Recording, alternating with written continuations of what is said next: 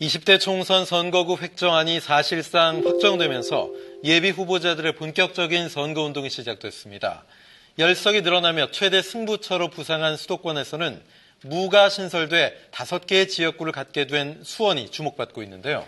네, 오늘 전격 인터뷰에서는 20대 총선 최대 승부처이자 경기도 정치 1번지로 불리는 수원 갑 지역에 다시 도전장을 던진 새누리당 박종희 예비후보 모시고 출마의 변 직접 들어보겠습니다. 네, 후보님 안녕하십니까? 안녕하십니까? 예, 20대 총선 다시 수원 갑 지역에 출사표를 던지셨는데 직접 출마의 변 좀 들어보겠습니다. 네, 저는 참 괜찮은 정치인이라는 평가를 받고 싶습니다. 제가 지향하는 사회는 흙수저도 잘 살 수 있는 공정 대한민국입니다. 그래서 정치적으로는 이 국회 혁신과 정치 개혁을 이루고 싶고요.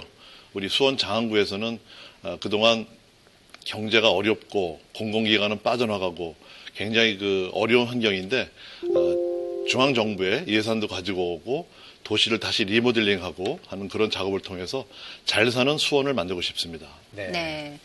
장안구에 해당하는 수원 갑 지역에서 16대 18대 두 번의 국회의원을 지내셨고 바로 얼마 전까지 지역 당협위원장으로 활동을 하셨는데요. 네. 지역의 당면 과제 어떤 것들 보고 계십니까?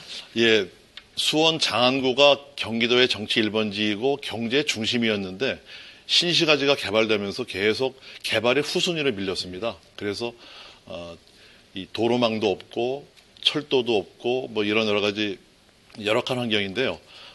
인도권 수원선, 복선 전철이 가장 시급한 과제입니다.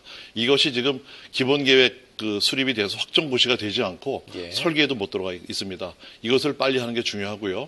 그 다음에 신분당선 연장이라든가 KTX의 수원역 출발 이런 것들이 이제 필요하고 결국 이제 수원 전체가 정체성을 잃어버렸는데 역사, 문화, 관광 도시로 새롭게 태어나는 여러 가지 문제, 또 도심 재개발, 리모델링 문제 이런 여러 가지 현안들이 있습니다. 예, 경기도 정치 1번지 수원 갑 지역은 최근에 있었던 선거에서는 새누리당이 승리를 거두지 못했거든요.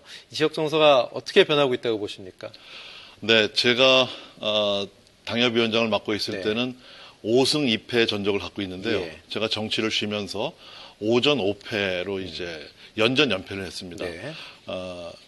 민심을 읽지 못했고 또 당협위원장과 후보가 바뀌면서 제대로 이 국민 여망에 부응을 못한 그런 측면이 있습니다. 이번에 제가 당협위원장을 맡은 지가 이제 1년이 넘었고요. 이번 총선 승리를 통해서 집권 여당의 3선 국회의원이 필요하다. 힘 있는 여당 국회의원이 필요하다는 이런 정수들이 점점 일어나고 있습니다. 총선 승리를 통해서 이런 여망에 꼭 부응하도록 그렇게 하겠습니다. 네.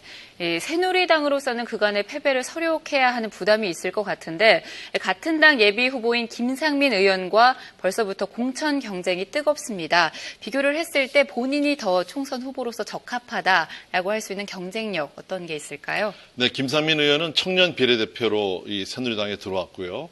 아주 훌륭한 분이죠.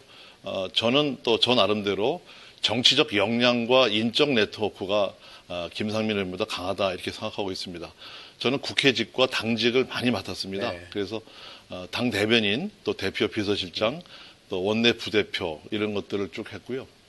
또 지금은 사무부총장으로서 당 살림을 맡아갖고 있고 공천특위위원이라든가 또 지금 공천관리위원을 하고 있습니다. 그래서 그런 정치적 역량이 결국은 인물 경쟁에서 제가 좀 낫지 않은가 이렇게 생각을 하고 있습니다. 네, 말씀하신 것처럼 지금 공천관리위원도 맡고 계신데 예비 후보이기 이전에 사실 최근 공천 살생부 파문이 터지면서 김무성 대표가 사과까지 했습니다. 사실 선거 때마다 이제 이런 일들이 좀 있는데 어떻게 보십니까?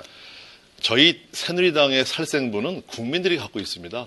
이 국민들이 공천을 하기 때문에 인위적인 이 어떤 명단으로 음험한 어떤 정치 공작적인 살생부는 있을 수가 없고요. 또 현행 당원 당규가 이런 인위적으로 뭐 누구를 전략 공천한다든가 친다든가 이게 없습니다. 전부 당원 당규 룰에 따라서 하는 거고 이번 공천 살생부 파동은 참으로 제가 봐도 부끄럽고 유감스러운 일이다 이렇게 생각을 합니다. 네.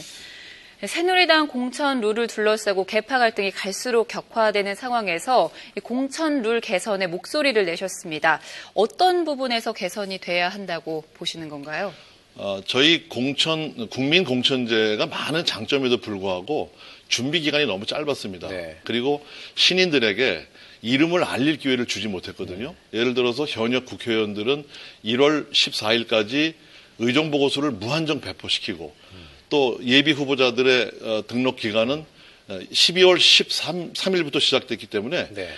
자기를 알릴 기회가 없는 거죠. 이 적어도 그런 기회들을 한 6개월 내지 1년 정도 줘서 이 현역 국회의원들과 똑같은 경쟁을 하게 해야 되거든요. 그래서 제가 보는 것은 지금 시간이 얼마 안 남았지만 당보에 정치 신인들이라든가 출마자들의 경력 학력을 인쇄해서 나눠주고 또 토론할 수 있는 기회를 준다거나 해서 동등한 경쟁의 틀이 필요하다 이렇게 보고 있습니다. 예. 20대 총선에 3선 도전하시는데요. 박종희 예비후보님 각오한 말씀 좀 들어볼까요? 네. 저에게 한 번만 더 기회를 주신다면 국회 상임위원장은 물론이고 원내대표나 정책위 의장 이런 사무총장 같은 당직을 맡게 됩니다. 대한민국의 정치 혁신과 도약을 위해서 제가 몸을 바쳐서 정말 열심히 일해 보겠습니다. 참 괜찮은 정치인 박종희로 기억되고 싶습니다. 네, 새누리당 수원 박종희 예비후보와 말씀 나눴습니다. 고맙습니다. 고맙습니다.